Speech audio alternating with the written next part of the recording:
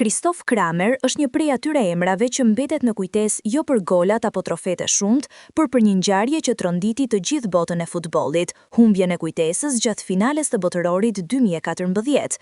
Në atë mbrëmje të paharuar në Maracana, Gjermania po përballej me Argjentinën për titullin kampion bote.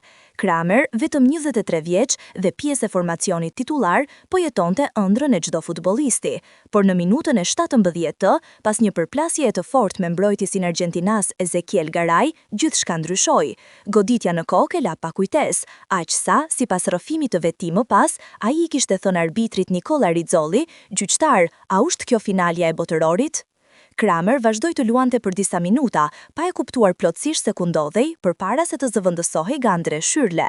Ai nuk e mbante mend pjesën tjetër të ndeshjes, as momentin kur Mario Götze shënoi golin e artë që I dha Gjermanisë titullin e 4 botëror. Kur u zgjua më vonë në dhomat e zhveshjes, gjithçka që dinte ishte se kishte qenë pjesë e një finaleje që nuk e kujtonte më. Historia e tij u kthye në një simbol I rreziqeve që përballen sportistët, por edhe I guximit për të jetuar deri në fund ëndrrën e tyre. Kristof Kramer mund të mos kujtojë finalen e jetës së tij, por bota e futbollit nuk e ka haruar kurrë.